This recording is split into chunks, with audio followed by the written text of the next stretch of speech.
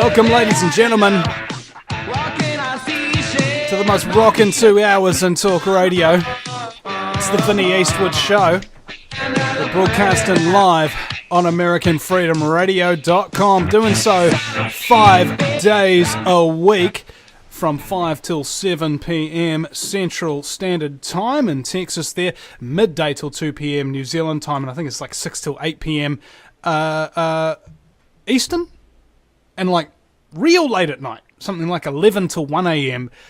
In the UK, or as I like to call it, the Uber Kingdom. It's one of my favourite places in all the world.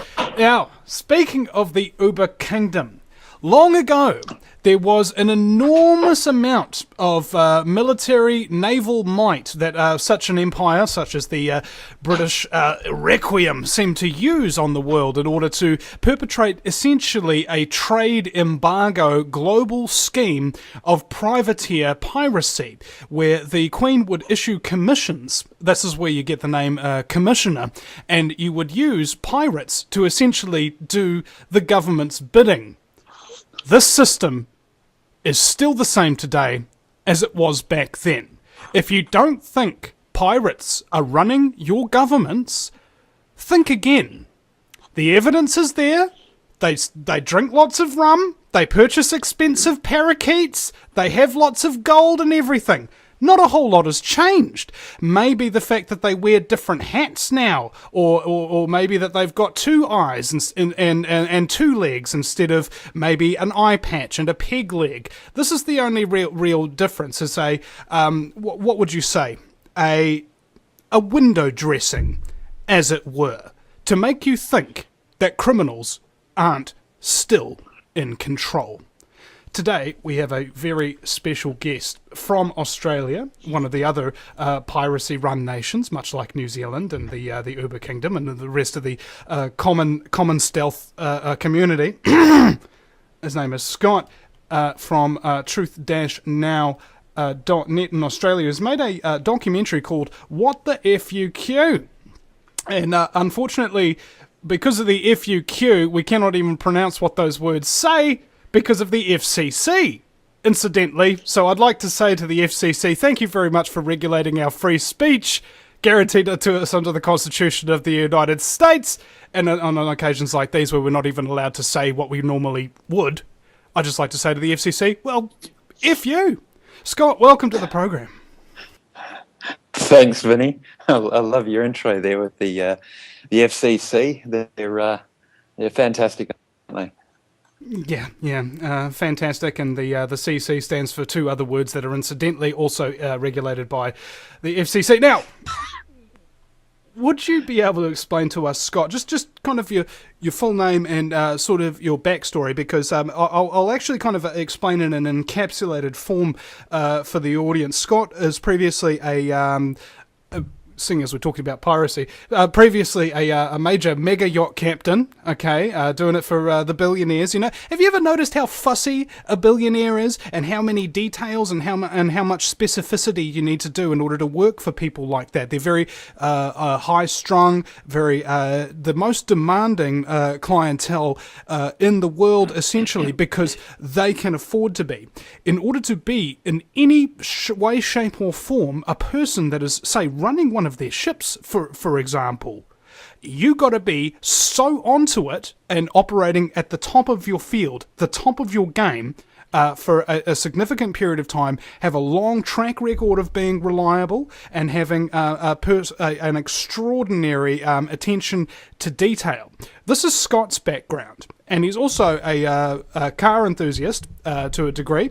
He tried to import in my opinion, one of the most beautiful restored Corvettes I've ever seen in my life, whether on the internet or otherwise. And as he was trying to import it, the Australian customs were charging up all of these ridiculous fees. You know how customs do that, everybody. You know, they charge you fees for absolutely nothing, including a separate fee on top of the car for the air conditioning. Now, I don't know about you, but in terms of carbon taxes, how exactly is sprinkling money on pollution supposed to clear it up? It won't. Instead, the money that you sprinkle on there winds up funneling its way into the pockets of some particular scumbag who, with absolutely no concern for environmental degradation whatsoever, and in fact are really only concerned with the degradation of your pocket so that they can line theirs.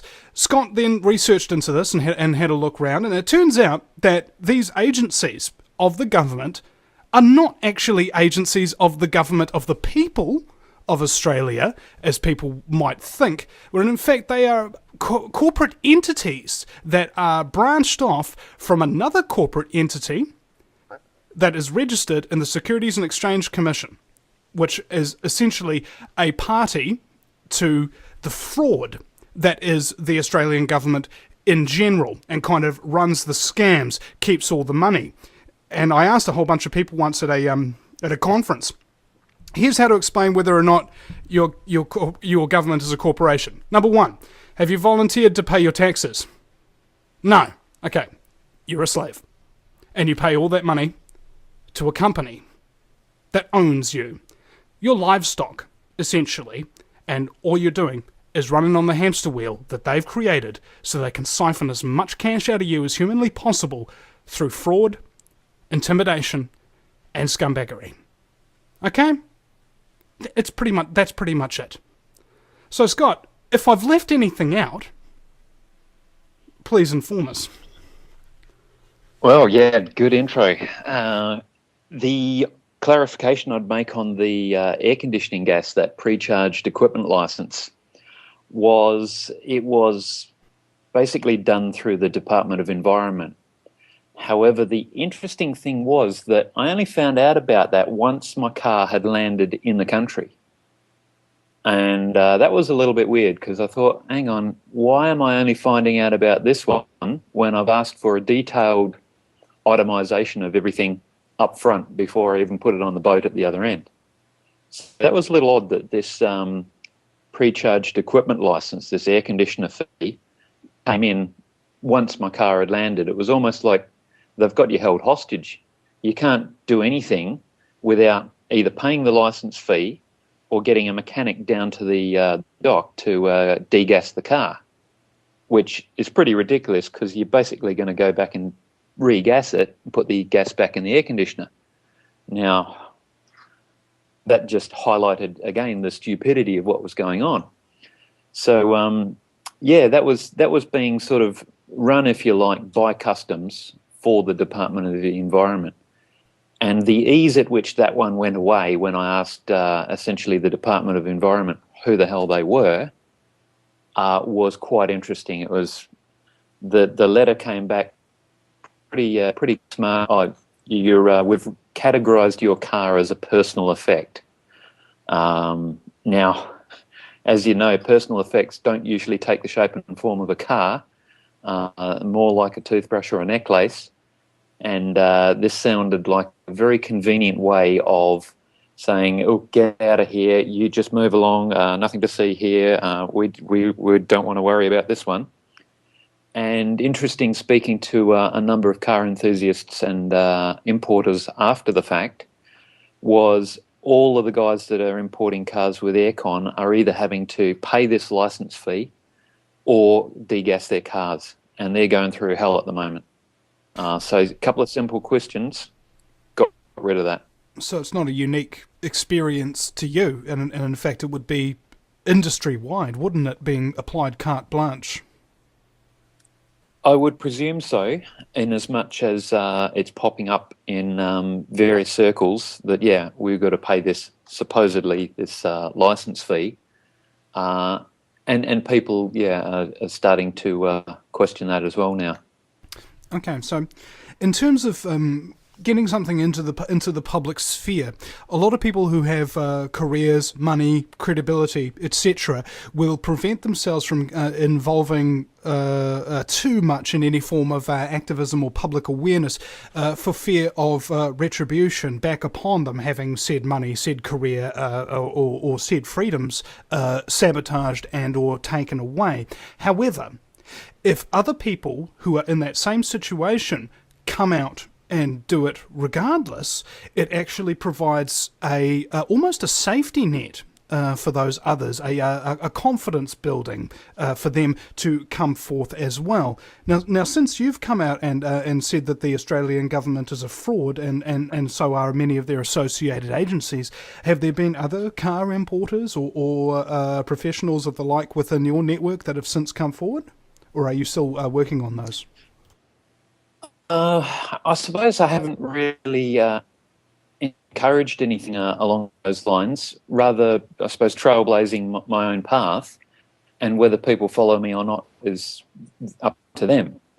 I have seen a few people who have asked some queries, so can I do this, can I do that?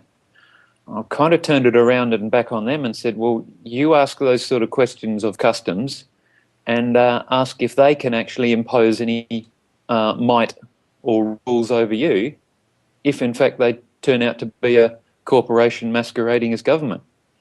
So if I can touch on something that you mentioned in the first part of that question about those people almost in a way fearful of stepping out and asking those sort of questions, what I identified was it's almost like there are certain folk who need the system.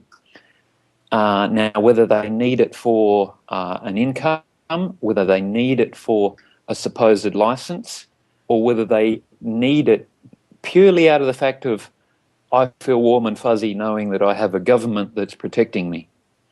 Now, if one gets to the point where they don't need something like that, in as much as they are operating in their own power and their own authority, they know who they are, and they take responsibility for what they do, then that need, to me, tends to disappear.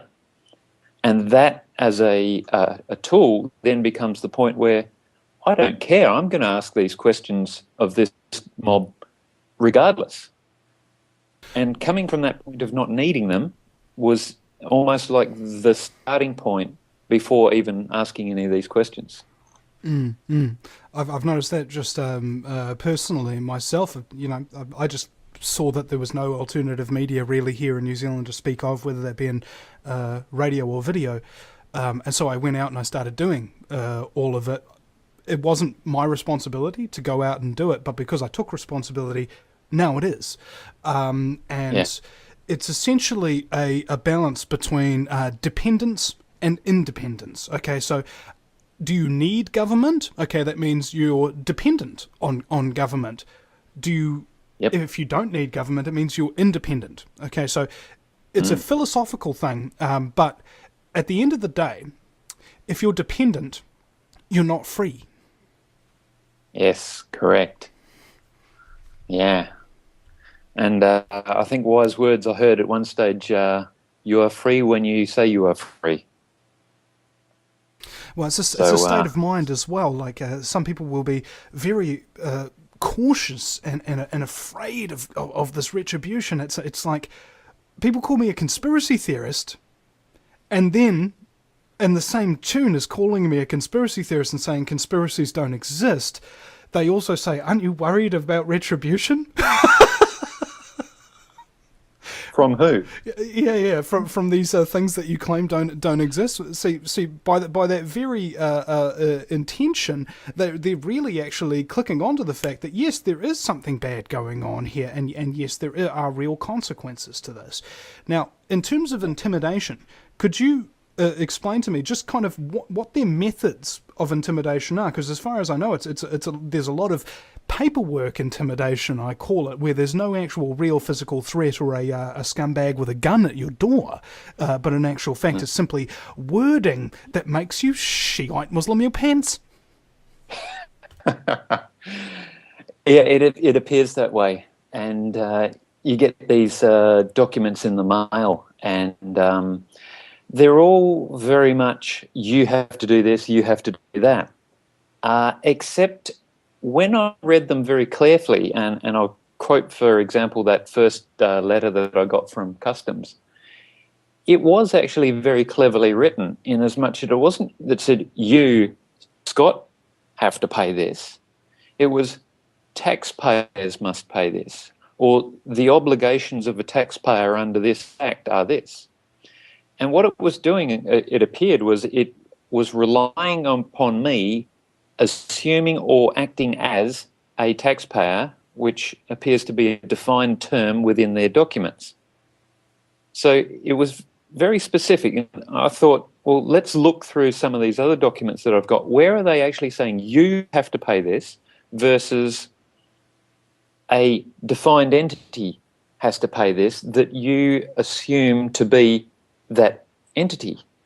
And that was a distinction I thought was worth mentioning, because a lot of them are seemingly reliant upon your consent to actually, as you said, pay the tax as your litmus test for whether you're corporate government or not. Are you volunteering to pay it? Now, if you're volunteering through that method, however, it's made very sneakily that you have to pay this, then there's the deception creeping in. And further, I've seen examples with, for example, the ATO, the Australian Taxation Office. They write these lovely little letters that say, we've received your correspondence, however, it does not alter your taxation obligations. Now, for a lot of people, they'll look at that and go, oh, it didn't work, my letter didn't work, or my notice didn't work. And yet, when you think of your actual obligations, if your obligations were zero in the first place, then great, your obligations haven't changed, so you don't have to pay anything. Where we go is, I think a lot of us think, my obligations are I have to pay this.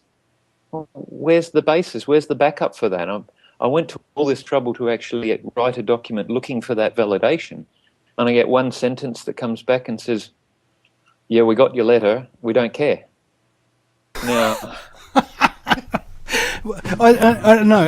Is that what government has become? Essentially, I mean, in my experience, that's what the primary amount of communications directly with any government minister or agency has become. Oh, we encourage you to come up with us with genuine concerns, and we'll read those genuine concerns, or at least we'll pay somebody to read them, and then we'll give you a message back saying, thank you very much for your genuine concerns, but we don't really care, and you have to do what we tell you. We'll be right back, ladies and gentlemen. Speed Wayne rappers, but I've never been edible. I'm a cracker, not a vegetable fed to an extraterrestrial. The beat is so electrical, it'll pump your heart ventricles, but I bet you will eject it if I start getting intellectual.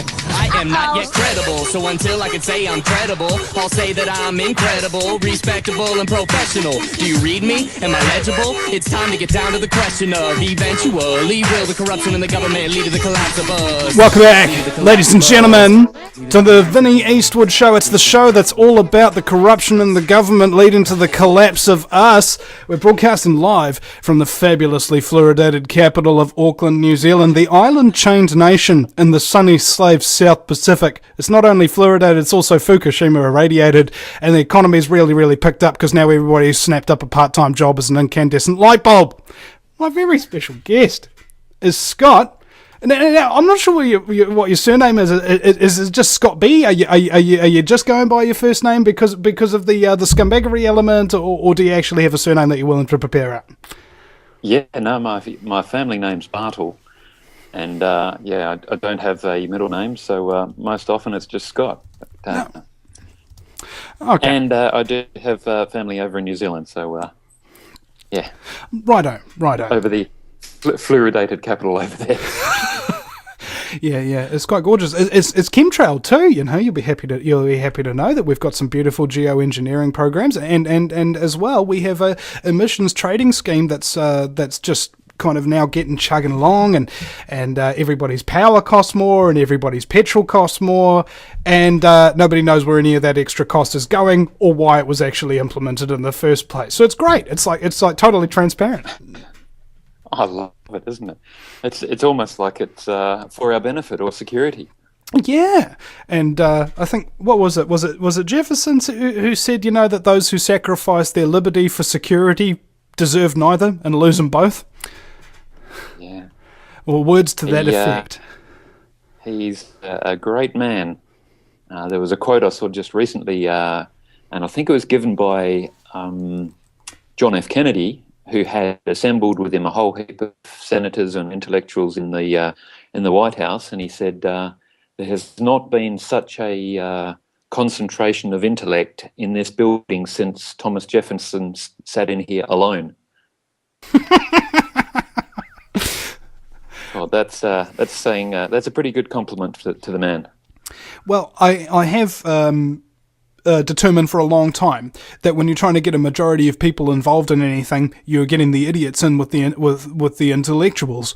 And essentially, what I found is with any government legislation that kind of carte blanche does anything to anybody, or sorry, rather doing anything to everybody, nobody wins. Yeah, and one thing I was going to say when you mentioned the government, what I've started noticing is that when you use that term, the government, it suggests that there's only one of them.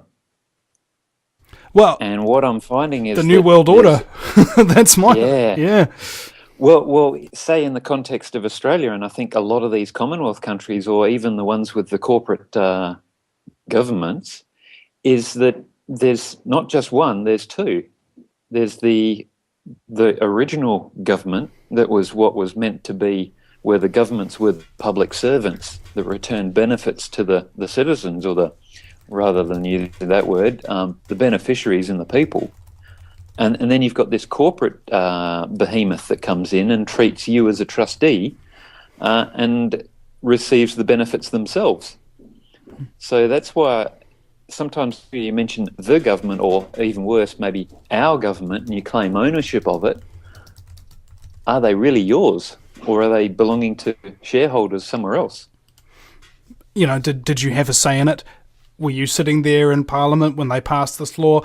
Was there even a majority of the parliamentarians even sitting in that Parliament when they passed the law? I've watched Parliament television, Scott, and they were passing this law called the something draconian, like the mandatory chipping of all livestock and farmers bill, or something of that nature. And there were like 18 politicians in the House who voted on it, and it got passed into law out of like 125 that should have been there. Yep. So not only are we being governed against our will, but we're being governed by very, very few. Yeah. Well, if I can explore that a little bit further, a lot of us also accept that Parliament is Parliament. And what I noticed was an inconsistency with the name on the building, and a lot of the parliamentary documents that are coming out of Canberra it said the Parliament of Australia. And yet the Constitution specifically defines the Parliament as the Parliament of the Commonwealth. Now, I'm pretty sure that that Constitution was set in place with its own little paragraph at the bottom end, paragraph 128, that provides for the alteration of that Constitution. Now, that means that the alterations need to be done in accordance with that, which is essentially a referendum. So, to me, changing names in the Constitution is just not on. And it appears that what we've got is this little corporate entity called this Parliament of Australia that's come and layered itself quite nicely over the top of the real one, being the Parliament of the Commonwealth. And we all look at that now and go, oh, that's Parliament. And then we look at it on the television and the nightly news, and that's all we see. You know, so I can't help but see the similarity between that anecdote and the Federal Reserve System in the United States. Essentially, if you want to defraud an entire people that believe that they're under the auspices of a benevolent government, but you want to do it privately, essentially you just name your private corporation something that connotes that it's actually a government entity, even if it's not even listed in the government pages of the phone book. Yep. Like, as you said, the Federal Reserve is no more federal than FedEx. And that appears to be what we've got. The names of these things are very similar. And the spot-on one with customs was we've got this Australian Customs and Border Protection Service. Sounds official. Sounds good. Sounds like it's doing the job. And you just start looking in their annual report, First off, who are they reporting to? They've got their own Australian business number, which a lot of people will say, oh, that's just related to GST. Everyone has to have a business number because of the GST. And that there's the presumption that GST is legitimate as well. That's another story. However, you're looking through Customs annual report, you start seeing little things like, oh, we provide border and protection services to government. Like, well, hang on. I thought you were supposed to be a part of government, not providing it to government. If you're providing it to government, are you government? Seems like a private contractor to me. And just little things like that. You go through the wording, you've got these chief executive officers. Now, I'm not old enough to go back in history to what some of them used to be called, but yeah, we had the commissioners and that sort of thing. But I'm seeing corporate structures looking just like companies. And given that the countries were able to be run seemingly quite well up until these companies came along, it appeared to work at one point in time. So just saying, oh, we've got to run it like a company to make it more efficient, sounds like an excuse for someone who wants government to be a corporation. And question I think it quite thoroughly. And I think Mussolini once said fascism should be more correctly termed corporatism, because it is when the interests of the corporation take over that of the state. That's fascism. Interesting. Yes, that's a very poignant quote. And he was hung in public square with his mistress, and his hanging corpse was spat on by the people that he loved and led so well. Loved and led, yes. Now, here's the interesting. Coming. The other element here. I mean, look at it this way: as far as I've been able to discern through my research, is that fascism is a it's kind of like a corporate parasite on a public entity. What you do is you latch on with your sucker onto a part of the government, whether that be the fist of the government, like the military, and you turn it into a military-industrial complex. Ergo, the actions of said military-industrial complex will favour itself and only itself, and not the country that it's supposed to be serving / protecting. Right? So you've got that element starting to, if you really look hard at any government or alleged government agency, you see that becomes its main methodology. It's not looking out for number two, as a government should be. I'm protecting my people and their interests, not my own. I'm a politician. I'm a servant. I mean, if I was a politician, I would prefer that I have a uniform of black and white stripes, and that I would be commanded to wear manacles, so that I would be essentially a prisoner of the people's will, and I'm a slave to for their benefit only, and discount my own wants, my own needs, and my own desires, and to simply serve others for a short period of time, so I can go back to being an individual and continue to serve and operate myself in a personally responsible and beneficial manner to those in the community around me. Okay, that's as far as I see the distinction between the public and the private sector. Now, what's happened, unfortunately, is that the private sector is now the public sector, and the public sector simply does not exist. Mm-hmm. Yeah. It's an interesting metaphor. And like you said, it's who are you serving? One of the things that came up recently was discussion about this Commonwealth of Australia, the company registered in Washington, D.C., and you get people saying, oh, but we need that to trade bonds. And well, firstly, let's explore this idea. Before you have bonds, and I presume we're talking government bonds, first off, you obviously need government. And before you have government, in Australia at least, and I'm sure this is the same with the other Commonwealth countries, you need a Governor-General. Before you have a Governor-General, you need the Office of Governor-General. And the Office of Governor-General was constituted and put in place by the late Queen Victoria in Australia in 1900. Now, that's where we've got a few issues, is we've got some pretty uncertain times as to whether that office of Governor-General was revoked by an heir and successor to the late Queen Victoria in the same way that that office was put in place. And the documents that are around at the moment, the letters patent, are shaping up that, no, there's someone else that's came along and attempted to revoke those original letters patent and put in place their own little office, and it's conveniently got the same logo as the trademark that's registered with the United States Patent and Trademark Office on the top of that document that set up that Office of Governor-General. Now, that to me says we got some alarm bells going on here, and we could do with some answers. And hence the title of the documentary. Not one politician, not one minister, not one judge, not one commissioner, governor or governor-general in Australia has been able to answer that question. And it would be a pretty simple one, I'd imagine.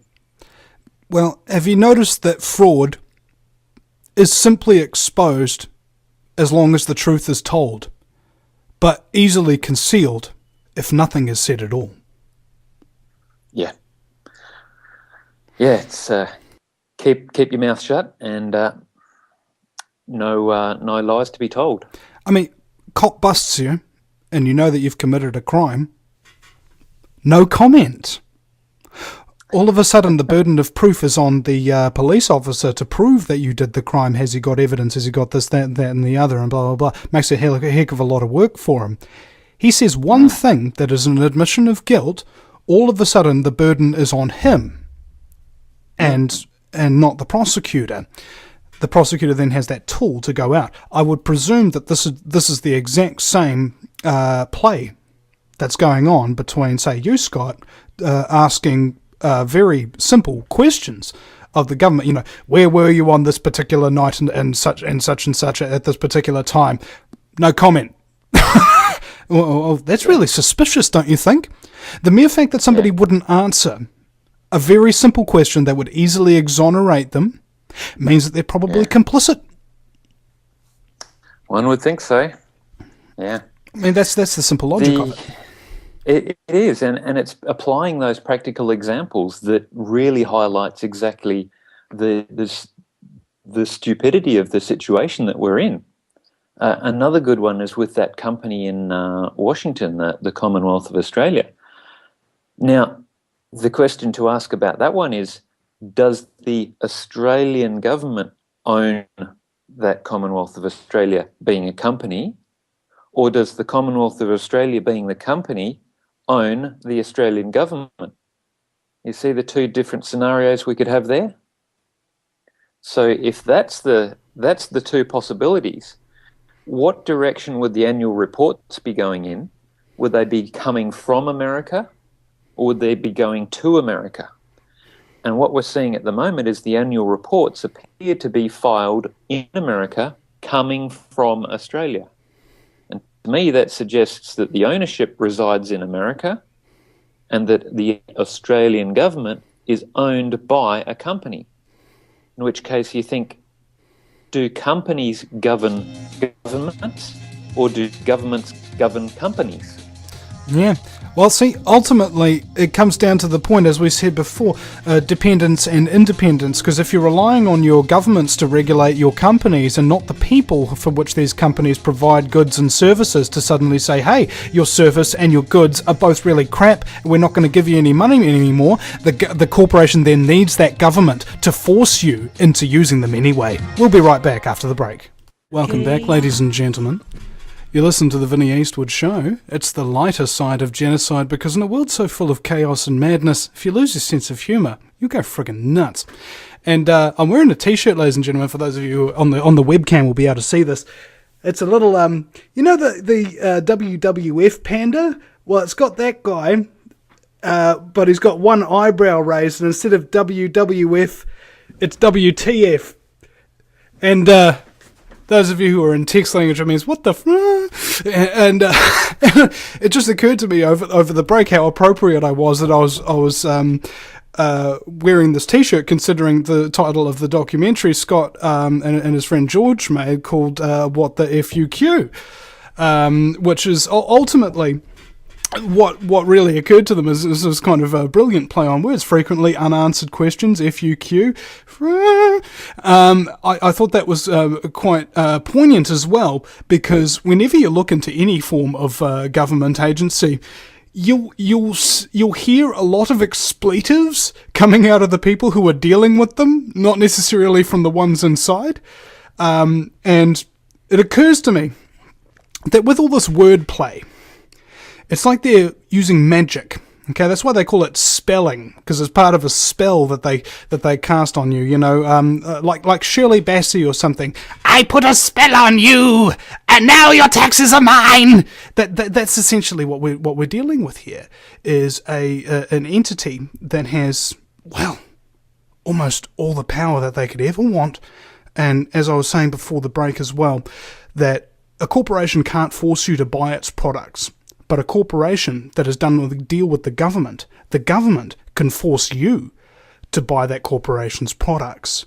So what if the government agencies are actually corporations using the monopoly of force that a government agency would have against you?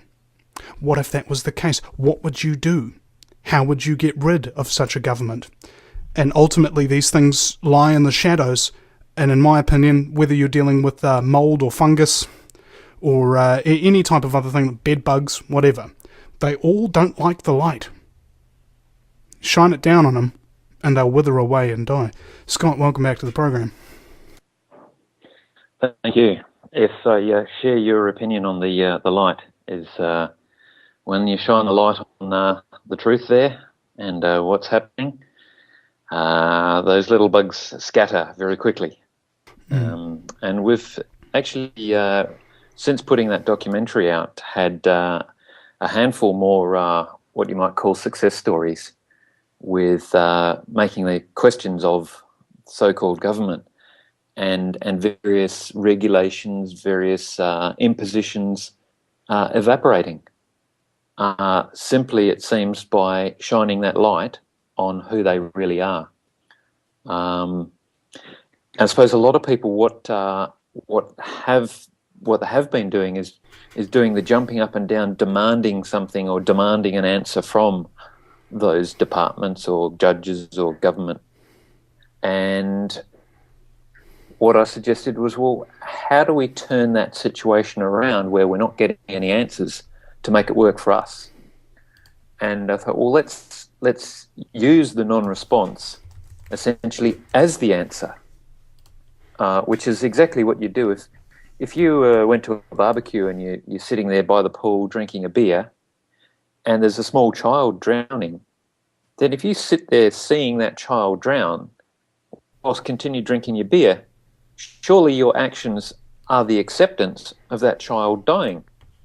You're complicit in that. To me, there seems no other way. Now, when you put a situation to a so-called government department and you say, look, I'd like an answer within a reasonable period of time, whether it be 14 days, 21 days, to the question of, can you show me that you are legitimate government? If you can't give me an answer within 21 days, then I'm going to formalise the fact and take it as the truth that you are not government, and that instead you simply act as a corporate entity supported by your business number and your annual report that traces ultimately through to the likes of Washington. And from that point, we're starting to see people getting to the point where they've got essentially a default judgment, just like a court would use, just like a debt collector would use, just like the ATO actually use themselves with their default assessment practices. And we were getting our default judgment ourselves. We thought, well, if we've got a default judgment like that, which is essentially an agreement by the tacit agreement, then let's point at that as almost like a line in the sand, just like a bank would do if they got a default judgment out of a court for a mortgage, because they'll stand there and point to that default judgment all day and say, look, you owe us. We thought, well, why don't we point at our notice of default that we've got and point at that all day and go, look, you're a company, and treat them as such from that point onwards. And like you were saying, their power and authority just falls in an absolute heap the instant they are called out or identified as a company. Moral authority, I think that is one of the other things here. And if you've got somebody who has no morals, who has authority over you, it's not moral authority. You're the one who's got it, in fact. And you know what? Realising what's going on, like what's really going on in the first place, is step one. Because you got to know your enemy before you can engage them, essentially. As the old Sun Tzu said. So once you know your enemy, what battleground do you take this on? How exactly are you going to? Are you planning to dissolve government, or are you wanting to get just exemptions for yourself and other people? Are you wanting certain laws to repeal? I mean, we understand the problem that the government's not a government; it's actually a corporation. So the ultimate goal is simply to have the opposite: have the corporations gone and replace it with an actual government of limited size, limited scope, and non-draconian apparel, essentially, so that they continue to serve the people rather than serving corporate interests. The question is, how? How is it we are supposed to accomplish that without public awareness? Yeah. So it's getting that message out there for sure. And one of the things I was using that documentary as a tool to at least put that one to the people and go, well, here's a way to ask some questions and see if you can find out who you're dealing with. Like you said, identify the enemy, know who you're dealing with. And so the first notice that I send off to any so-called government department, its sole purpose is simply to determine who I'm dealing with. I'm not going in there arguing about the amount of a tax that's being charged. I'm not going in there arguing where my car was parked with regard to a parking sign. I'm not going in there arguing clause section 15 of this act or that sort of thing. None of that. Because ultimately, if they're not real government, whatever instrument they put in front of me, whatever amount they put in front of me, whatever figure they want to quote, doesn't matter a iota. Absolutely no input. So my first notices that I send off is, who are you, essentially? I give them a little diagram. It's got real government or Commonwealth officers or corporate entity. Who are you? And I'll work it through and say, this is how I'd like a response. I'd like it, please use the words that are found in common dictionaries, because there's a certain propensity to use words that have alternative meanings that are defined within certain acts. And it's amazing some of the responses that come back. You get these letters that come back that say, oh, under this act you have to do that. Well, that's great. Thank you for telling me that. However, I'm asking about the validity of the act that gives you the lawful authority to do anything. So don't just quote me from the content of... We're not even at that point there yet. We're still at working out whether that act is legitimate. And a lot of these departments and even courts, the police, etc., there's two elements to them that gives them their so-called authority. You've got the office and you've got an office holder. So, for example, let's go with the Australian Taxation Office. You've got a certain act that I think is the Financial Management Act, and there's another act that the ATO is actually reliant upon to exist. And then you've also got the commissioner. So you've got actually, you've got that Financial Management and Accountability Act of 1997, and you've got the Public Service Act of 1999. So you've got these two acts that is the foundation of the office. And then you've got the commissioner, the commissioner for taxation. Now, both of these... Oh, well, hold on. We come to break. Hold that thought, and we'll come straight back to it.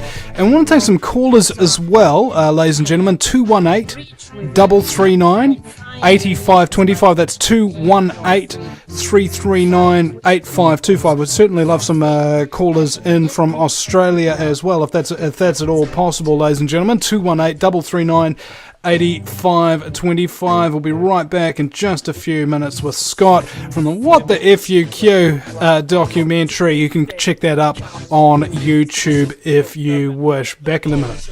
Welcome back, everybody. You listen to the Vinnie Eastwood Show. We're broadcasting live right here on AmericanFreedomRadio.com 5 days a week, 5 till 7 Central, 6 till 8 Eastern, and if you happen to be on the West Coast with Snoop Dogg, be 3 till 5 p.m. Pacific time. And my very special guest is Scott from the Australian. How many hits has this documentary got? Because regardless of how many it's gotten, even if it's gotten up to the million point or anything like that, it's still not enough, because the corporate scum that that run the country are still there. And the documentary is called What the Frick? FUQ. Yeah, sorry, go ahead. No worries, I lost you there for a sec. I think we're sitting at about just under 30,000 at the moment. The website's been going strong, anywhere between 800 and 1,200 hits a day lately. So the comments have actually been really positive overall.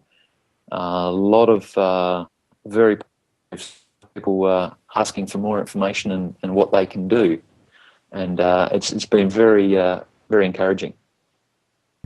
Well, also paramount to this is that, well, essentially, if you're exposing real information, it's important that it's done in a proper way, a well-documented fashion as well. Not only for the fact that if you want to take these people to task, you best have your I's dotted and your T's crossed. Otherwise, not only will they come after you, but also the mainstream media will spin and manipulate and tease, essentially, based upon any slight inadequacies within it, and ignore basically the majority and the totality of the message. And you're basically uniquely qualified to do that job, Scott, if I might say, based upon your previous experience on super yachts and what have you. And I was wondering, because one of the elements to this show that I like to do that maybe other shows don't do quite as much is actually get some kind of a personal background on people about their previous employment and things of that nature. I was just wondering, what did your parents do for a living? Well, I suppose my father was an architect or house designer, and used to design solar houses. So he was fairly well awarded in that industry, and one of the pioneers in Perth. Took out various design awards across the country. And so I used to watch over his shoulder and paid quite an interest in house design. And kind of went into all sorts of design, whether it be designing boats or yachts as a result of my interest on the yachting side of thing, and even up to high-rise buildings. So that was quite good. And my mother unfortunately passed away when I was 7, though her career was in psychology. So whether I inherited any elements of psychology in this exercise in questioning government. Perhaps there's a possibility that rubbed off on me as well. And your career itself and your personal stories. I mean, my father used to work in the mines in Australia, and he told me one time that the only friends he has are people who can do things, people who can build things, people who can create, electricians, construction engineers, designers, and people of that real practical nature, to the point where he amassed a social network where he could get pretty much anything he wanted done in the real world accomplished relatively quickly through the social network that he's built up with other skilled individuals like himself. Any similarity there?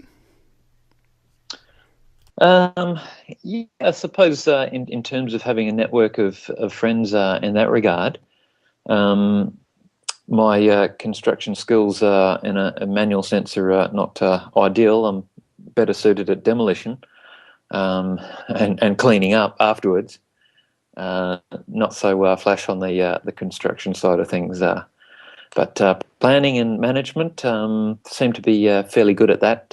Did a degree in the project management and have worked in mining and construction work in the project management field for quite a few years. So yeah, tick along quite well in that. But yeah, the network of friends, definitely there's a support network around in terms of knowledge and getting things other sort of skills. And if I can digress into some of the others in Australia and around the world who know a lot of this knowledge of what's really going on, in many ways I haven't really improved upon that knowledge other than perhaps changed the context and the way in which it's presented and how people might go about using it by formulating questions, drawing conclusions, and moving on from those points. So that's perhaps the skill that, or the extra that I've added to this whole scenario. And in terms of your personal growth or development, kind of as a man, I found that when people become active in, say, the political realm, as we have, talking about the truth rather than going into politics, as it were, it's usually because either A1, they were kind of born into it, the mentality of their family and everything sort of makes becoming the person that you are sort of inevitable. And the other element is usually people who become incredibly successful in some part of establishment type industry, and then through some mechanism or another, they suddenly get their entire worldview shattered by one particular incident that happens to them that makes them sit bolt upright and go, you know what? I've just gone through high school, preschool, kindergarten, elementary school, through my entire life, and I'm only just now realizing that I have to start my schooling all over again. Yeah. Yeah, and there seems to be a number of people that I meet that have got that same thing going, almost as if it's like a program that's running in their software, if you like, that, oh, we really are dealing with government. And that is, say it might be 30, 40, 50 years worth of programming to run up against. And those folk are having quite a challenge going, oh, what do you mean this idea of government might be a company? What do you mean? And what perhaps is worth discussing here is the aspect of when you tell people this sort of information, typically the response has been, oh, no, that's no, you're wrong. Government's government. You have to pay, all of that sort of thing. And yet, when you ask them for the evidence, just little questions, are you sure that act was brought into existence lawfully? Are you sure that commissioner was properly commissioned? Are you sure that governor is occupying the same office of Governor General as constituted back when? Those little questions, when put to folk in that manner, appear to be received a lot better than when someone's telling them, oh, this is how it is. It was as if people's eyes were glazing over, shut down and start thinking about beer and football when you start telling them. And hence my approach to ask the questions. Mm-hmm. Well, can I ask you as well? Do you have any people who are dependent on you currently, like children? No. or anything of that nature? So no. A lot of people when they do this kind of thing, they say, I'm doing it for my kids or whatever.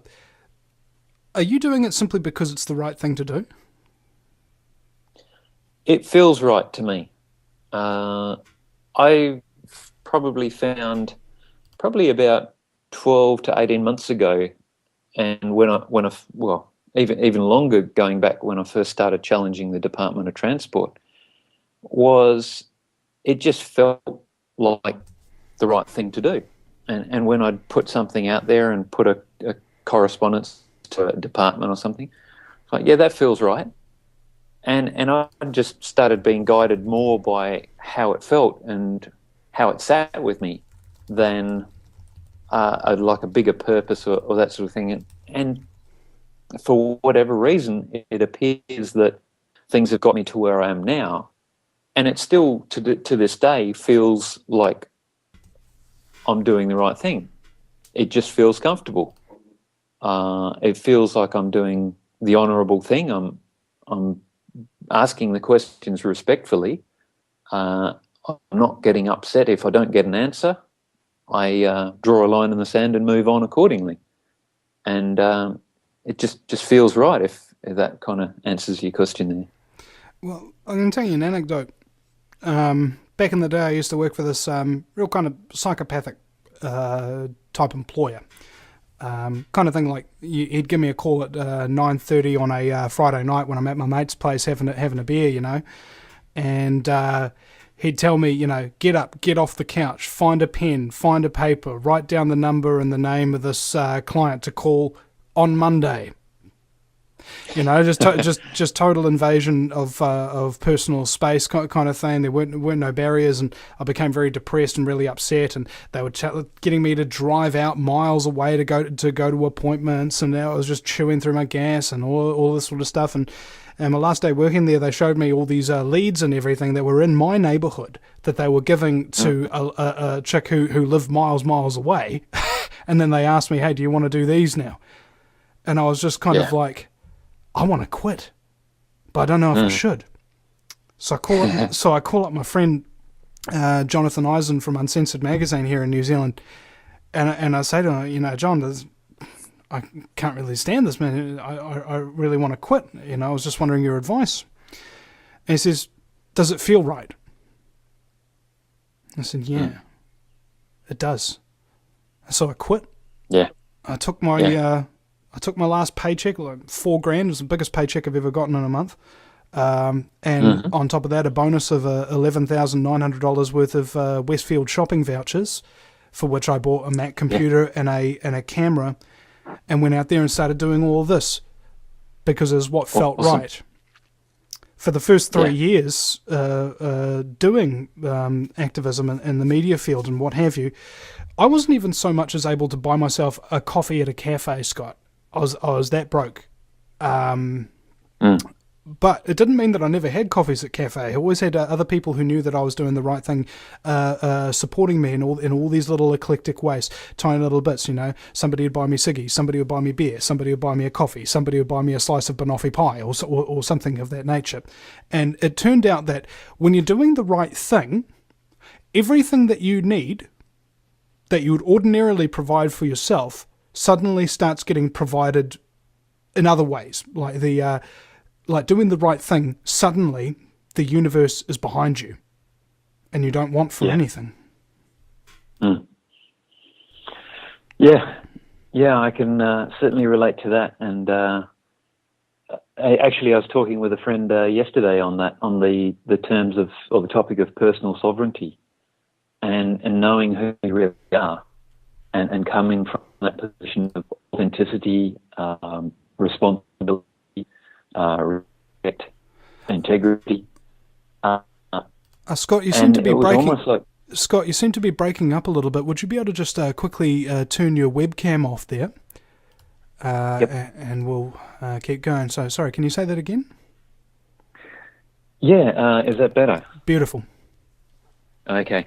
I actually had a conversation yesterday with a friend regarding the personal sovereignty and finding that relative to about who you really were, whether you were coming from that position of authenticity, of responsibility and respect and honourability, and when you were knowing who you were and being able to operate without the need of anyone else without the permission to do anything from anyone else, as long as you weren't harming anyone, then you were standing in your own personal sovereignty. It was like you were sitting on your own throne.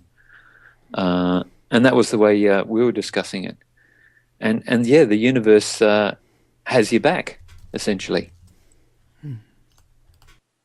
Well, and I found that this was something that synchronicity, right? Meaningful coincidence. Have you had that start happening to you as soon as you kind of poured yourself into this field of research? Suddenly things are coming together seemingly by magic? Yeah, definitely. That element of synchronicity. Perfect example was actually I put together a little booklet that I called The Validation of Government Authority.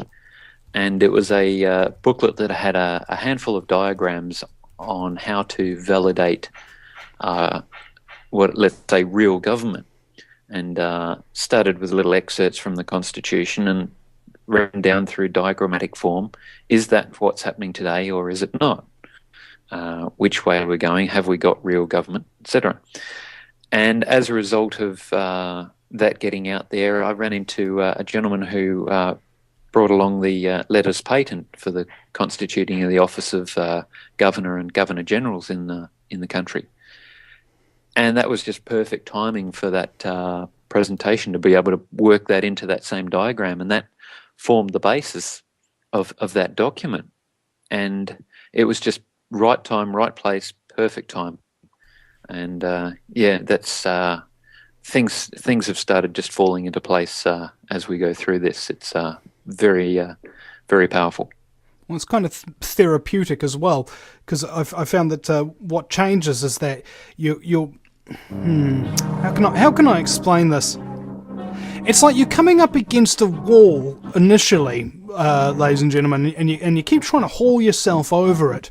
And when you stop trying to go directly at the problem and you start coming at it from the side, you realise the wall's actually, it ends on one side, and you can get right around it. And sometimes it's somebody else who comes up behind you who hefts you over it. It's really interesting. Just look at things differently. We'll be right back. Ladies and gentlemen, we're back with Scott from the What the FUQ documentary do. And, I was just thinking about this, doing what's right. What is right? What is wrong? And you come down to common law. And anytime anybody busts anybody for anything, you apply the simple principle. Did anybody get hurt? Physically maimed anyone? No. Did anybody's property get stolen or damaged? No. Well then, why are you questioning me, officer? That's essentially the base premise of it. If you ain't done anything wrong that physically hurt somebody or damaged any of their property in some way, shape, or form, they shouldn't have anything to say about it. And there's no crime committed. So just goodbye, and simply refuse to recognise their authority, and appeal to authority. The general mentality of it is, I feel, one of the main things that humanity has to get over now. Your authorities are not there because they earned it by responsibility. Okay, a lot of people don't understand the relationship between responsibility and power. The old saying goes, great power comes with great responsibility, and I believe that's wrong. I believe that by taking great responsibilities, you in turn get given great power because you have earned it. At the moment, we have politicians and entities and corporations and what have you who have inordinate amounts of power and have not earned a single scrap of it. And so it becomes fairly obvious why all these government agencies are fraudulent and irresponsible, and thus they provide the authorities and to allow the entire population themselves to become irresponsible. Scott, welcome back. Thanks, Vinny. Picking up on something you just said there about questioning the officer.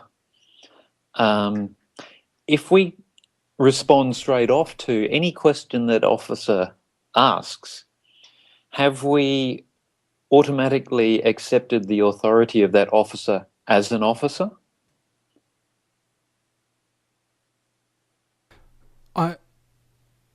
Well, then again, you got to wonder: does the officer actually have any authority if he's got no reason to talk to you, regardless of whether or not he's wearing a uniform? Well, the way I come at it is, and working it back through that officer is he's commissioned by a police commissioner, and the police commissioner is commissioned by, in Australia at least, the governor. Now, if somewhere along that chain of authority there's a break in that chain, and let's just say, for example, that the governor was not properly commissioned or is not of the same office of governor as was legitimately constituted by a monarch out of the UK, then as we trace that all the way down through to the bottom, when we're dealing face-to-face with an officer on the street, we may not actually be dealing with a real officer. And so if we respond to the questions that that gentleman is asking of us as, oh, sorry, I was doing this or I was doing that, then the presumption is surely that that officer is who he says he is, whether it's just implied or just by the uniform or for whatever reason. We've skipped over that issue of that officer's authority being in question. We've presumed that it is so. Now, what I'm seeing is that with the appearance of these two governments and these two structures, that I'm no longer willing to actually accept the presumption that we're dealing with legitimate officers, legitimate departments, legitimate judges, legitimate tax commissioners, you name it.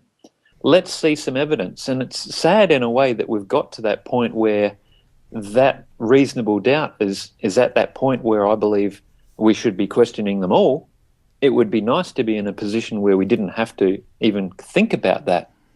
And I'm seeing that because of this reasonable doubt that there's two systems, I'm thinking that it's a very valid question to be able to question who are we dealing with before we even start dealing with those little matters. And it's very easy to do. I mean, people are turning up to courts and they call the guy wearing a wig, Your Honour. And the instant you do that, you've skipped over the issue of, well, are we in a real court to start with? Was the act that constituted that court given royal assent by a properly commissioned governor? And was the judge at the front wearing the wig commissioned or appointed by a properly commissioned governor in the first place? So it's very easy to fall back to and rely upon these institutions or these officers, judges, commissioners, you name it, and treat them as if they are really government. And I'm suggesting that that may not be the case, and as sad as it may be, to question who we're dealing with. And I'd say it's a pretty reasonable thing to treat as fact, that if you don't see that evidence that you're dealing with a legitimate officer or magistrate or commissioner or whoever, if you don't see the evidence that they're legitimate, are they? Well, in New Zealand, I believe there's a law, if a officer is unlawfully arresting you, it's within your lawful right to assault him, essentially. If somebody is, even if they're wearing a uniform, if they're behaving in a criminal manner, you as the citizen are then endowed with the power to defend yourself by any means necessary. Yeah. Now, that seems like a proper way of doing things. Ergo, unless somebody is acting with full, lawful, reasonable, and technical authority, they have none, and can be treated just as much as you would treat a criminal coming into your home. Yeah, and let's just say the fallback position appears as well to cite the likes of those sort of acts. And what I'm seeing is those acts themselves that we rely upon to to even do such an action of questioning or challenging a police officer, what if they're not even legitimate? Now, it's a very sad situation. It's come to that possibility, but there's the likelihood as well that some of those laws that we cite today, like the Criminal Code or the Crimes Act, are not really the Crimes Act or the Criminal Code that might have been brought in back in the early 1900s, back in the times when we actually had a Governor-General or a governor to give it the royal assent. There's a certain amount of doubt as to whether this corporation calling itself government hasn't copied those original acts, done what's called reprinting them, copyrighted them at the same time, bringing them under their, let's say, their architecture of a company, their corporate umbrella. And now those acts that we thought were legitimate because of the date on them, say, for example, the Customs Act of 1901, oh, yeah, there was a legitimate Governor-General around then, 1901, definitely, yep, that's all legitimate. And yet, if that act has been copied, reprinted, altered, amended under the umbrella of a corporation pretending to be government and has their corporate logo on the top, was supposedly given royal assent by a governor or governor-general who wasn't commissioned properly or of the wrong office, then you're looking at the quality of toilet paper again. And everything I keep coming back is go back to the source of where the authority comes from and question, can we rely upon that? Don't just presume that we've got a legitimate act, we've got a legitimate commissioner, legitimate justice, whatever. We seem to be in the point now where none of those can be taken for granted, that just about every institution that we are reliant upon under the umbrella of government is in doubt, and not one scrap of evidence has been able to be provided when asking questions of, and I think we're up into the hundreds of so-called ministers and government officials that we've asked now along that line of questioning, and not one of them have even attempted to give an answer. And that says quite a bit. Well, instead of answering, have they threatened you with certain actions? Yeah, it's very interesting. It's some of the responses have been hilarious. When I suppose you come at it from the avenue of what haven't they said, and that's what I was highlighting in the documentary was, let's go through some of these communications that are coming back from these so-called government departments. Of what actually aren't they saying? Now, you might get a correspondence that says, we're going to escalate this to the Fines Enforcement Registry, and they might rescind your license, and you might lose demerit points on your driver's license and all of this sort of stuff. Like, great, thank you very much. That's fantastic. Now, back to my question, where I was asking about the validity of your organisation to even fire up the coffee machine. Can we cover that one first and see if you have lawful authority to exist? Because whatever you say doesn't really matter without that lawful authority. And that's what we keep highlighting and going back to, is where's the evidence that that act was given royal assent by a properly commissioned governor? Where's the evidence that the commissioner of this department was appointed properly? Where is that evidence? And you can go through correspondence from these so-called government departments and go, well, really, it didn't tell me anything. And all the other words on the piece of paper really don't mean anything without their authority. You're back to that level of authority of an ice cream man. They've got absolutely no authority at all. You're back to dealing with the company, and you're like, well, I know how to deal with them. We'll give them some terms and conditions and treat them just as you would any other company. And then they can choose whether they want to do business with you or not. contracting, in other words. I'm going to enter into a contract with you in good faith, and you're going to provide such and such a service, and if you do not provide such and such a service, here are the consequences. You will have to pay me late penalties, or you can be sued, or you can go to court, and what have you. There's all these kind of ramifications if you don't keep your word. The difficulty is if you've got a government organisation that's in fact a corporate. The places where you would often seek justice for corporate scumbaggery of sorts would be the courts. The problem is they own their own enforcers. Exactly. So that's where you get a certain reluctance to go down this path, in as much as, they own the courts. So that presents different challenges, and how do you get your remedy? Now, the way I've approached it has been a matter of first determining the capacity in which who I'm dealing with. Once I find out that they're actually a corporation and have formalised that within a notice of default, I keep pointing to that notice of default from that point onwards.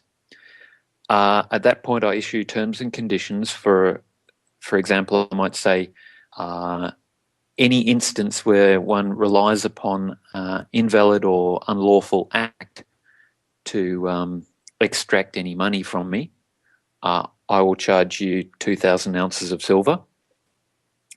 At which point, they've got that choice to enter into the contract with you or not. They can go and harass someone else, or they can choose to accept the terms and conditions that I've proposed. And say they do that, I promptly give them an invoice, and I come from the position of thank you for doing business with me. As any company would do, you'd be appreciative of your customers. So the mindset was no longer, oh, they can't do this, and you can't do that. So, like, well, sure, you can issue me an infringement notice, or you can do this. I'd like to see some backup for it. If you're not real government and you've got no basis for your infringement notice, well, then that'll qualify as one of those items on my fee schedule, and I'll send you an invoice. I, of course, give them the opportunity to waive that invoice if they can demonstrate that they do have some basis for their act or their instrument or their own existence. And to date, not one of them have been able to even take up on that. So each invoice I'm issuing is now further reinforcement of the fact that we're dealing with a corporate entity, and that they've chosen their own consequences. Well, and again, what consequences can we actually give them if they own the authorities that are supposed to enforce them? I mean, what if we ourselves pretended that we have authority and made up a court, appointed a judge and a jury, and held a trial of these people in their absence, and then issued a judgment and then forced them to pay and or comply with made-up police officers that we have, just a bunch of guys volunteer, they become a fake deputy or something of that nature, and they just walk up to these people when they come out of their office, slap them in handcuffs and haul them away to this fake jail that we made up, and then essentially we'd just be playing their own game against them. And that would seem like a lot of justice to me if you used fraud and deception as a way of actually bringing real justice to these criminals. That's just my mind running away with me. We'll be right back, ladies and gentlemen, at the VinnyEastwoodShow.com. Listening to the Vinny Eastwood Show. There must be some kind of way out of here, said the enslaved citizen to his corrupt corporate government. Speaking of enslaved, I was thinking about this. Anybody who's currently working and paying taxes and hasn't volunteered to pay those taxes is a slave. Okay, you're a serf on the global plantation.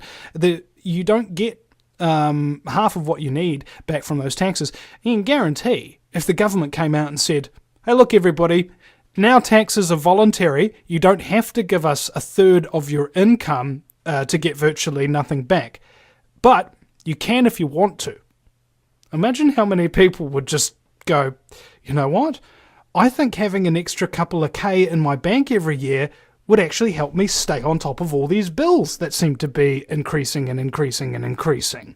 Maybe that would also help me to keep my car with a warrant and a registration and what have you that the government normally charges me for, so that I don't get pulled up by government enforcement officers named cops to give me tickets for not paying this other stuff.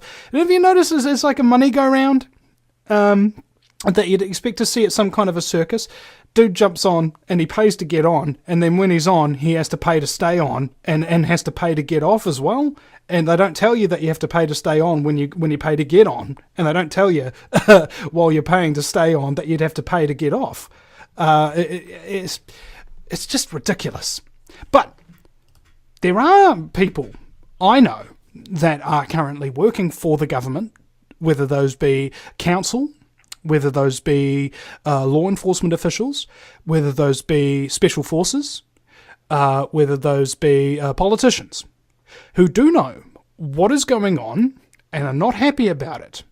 However, they would be required to get out and do something in order to change, particularly within their official capacity, because when a police officer comes out and says the Australian Federal Police is a corporation, and I will not be enforcing the diktat of this corporation on the Australian people for which I took an oath to serve, and I will arrest scumbags who want me to do otherwise, essentially. We had people in England do this, who actually arrested judges for issuing unlawful judgments, things of that nature. It is possible to use people that are currently within the system to bring it back around again. And I've come up with this conclusion, Scott, that essentially everything's upside down. Okay? So if you want to do the right thing, basically you just do the direct opposite of whatever's currently being done, and you'll be doing the right thing.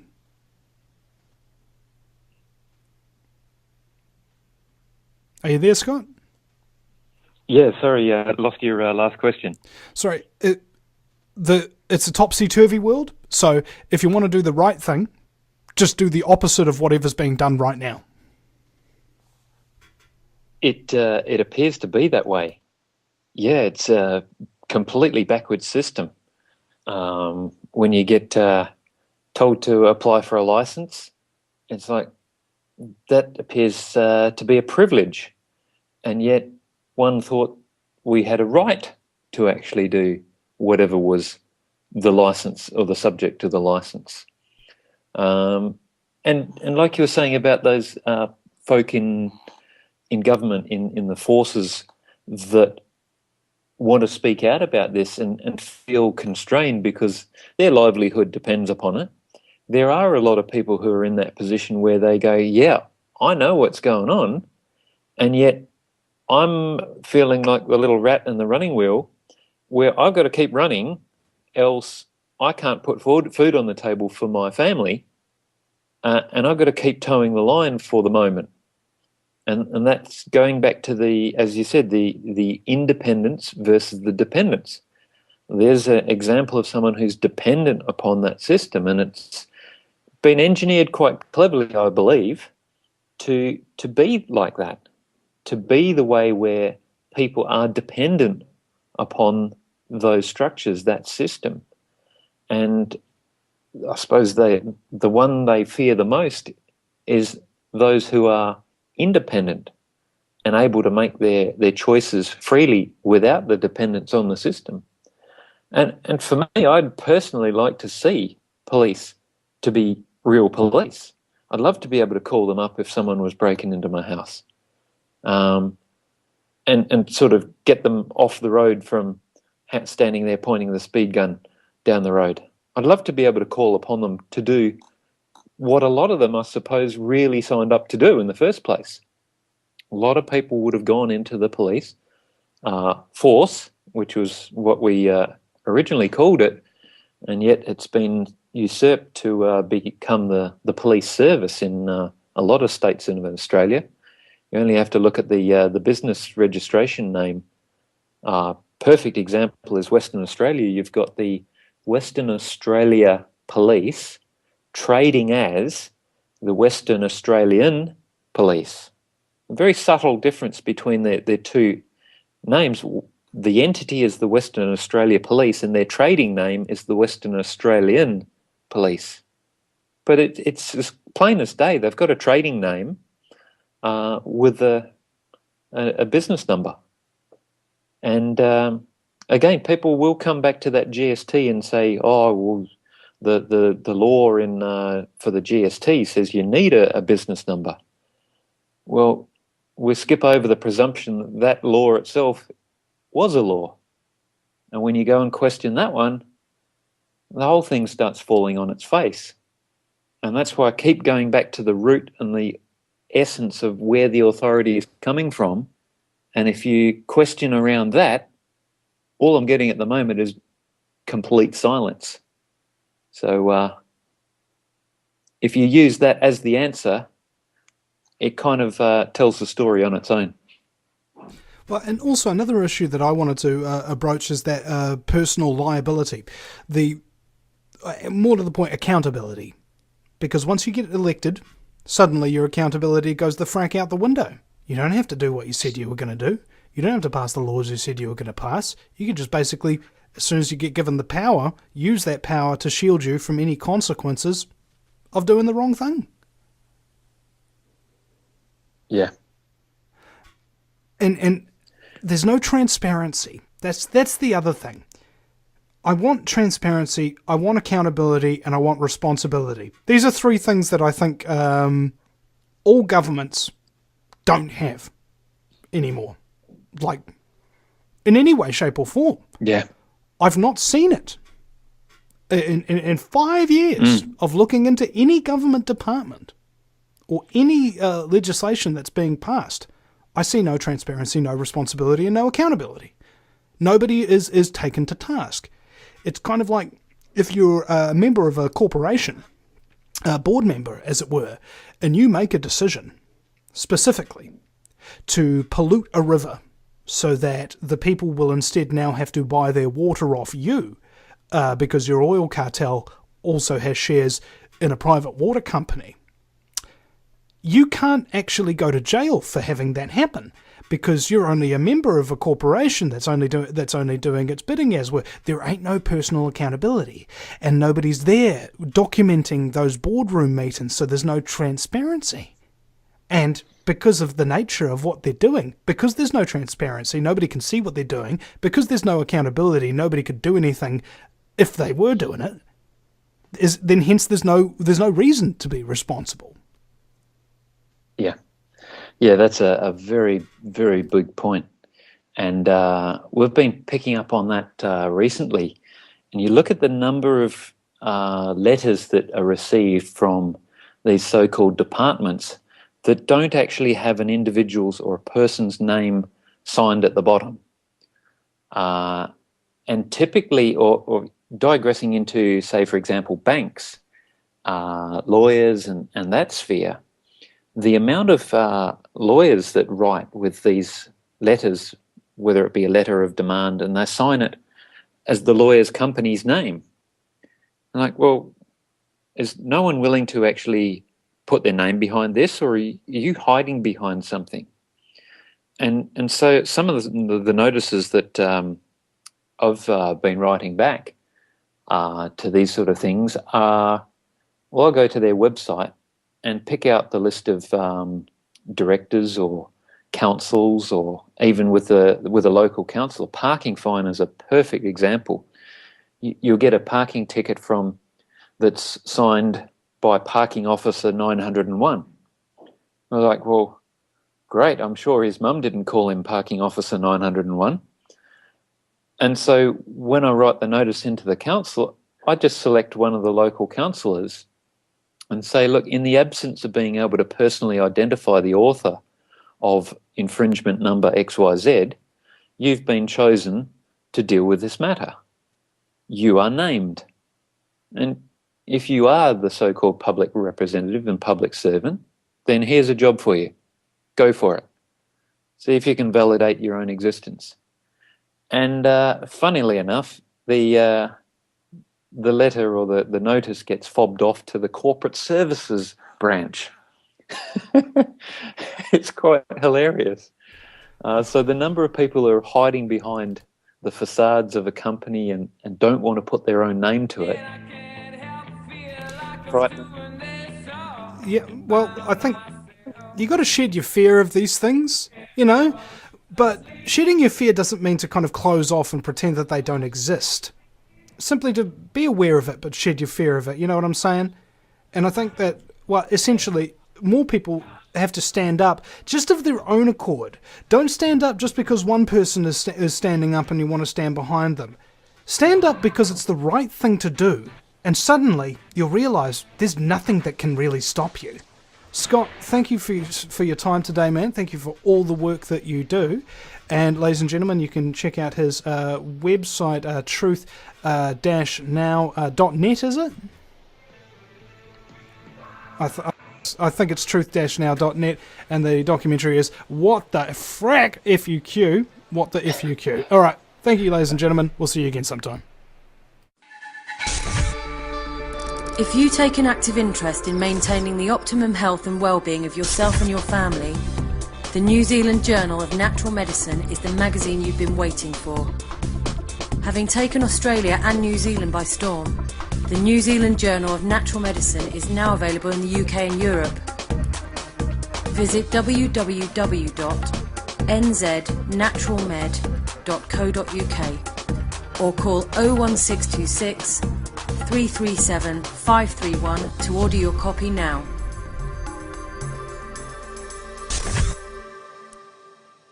Do you realise every day we are being put under constant stress from wireless radiation? What's worse is that you don't even know that it's happening. It puts as much stress on our body as if we had a constant viral infection, draining our energy and sapping our strength, or just making us irritable and fatigued. These wireless fields are being emitted from computers, microwaves, mobile phones, power lines, and any electrical appliance. Now there is a solution. A group of research engineers in New Zealand have come up with an active shielding device that shields you from wireless radiation at a cellular level. Blue Shield comes in 3 models, a household, portable, and USB that plugs into any computer. The great thing about Blue Shield is it is very affordable and guaranteed to last. A one-off purchase will see you being protected for years to come. Visit AmericanFreedomRadio.com and click on the Blue Shield banner. Blue Shield, brought to you by theVinnieEastwoodshow.com. No matter where you live, globalism affects you. Did you know that the Vinnie Eastwood Show has more subscribers than New Zealand Herald TV and is New Zealand's most popular YouTube news channel, where warm-hearted humour and a list of awesome guests talk about crucial issues which the mainstream media ignore. A show where you, the listener, can phone up with questions, comments and suggestions of guests. Vinnie is building a hub to connect truthers with raw information they need to become active. He can help you gain further skills such as website building, producing audio and video, and creating revenue streams in your own multimedia environment. Because Vinnie supports such a wide range of people in the truth movement, he is not government or corporate backed and relies entirely on your donations. Give now, give generously, or subscribe for $10 a month for access to ad-free video archives. Just visit thevinnieeastwoodshow.com and click donate.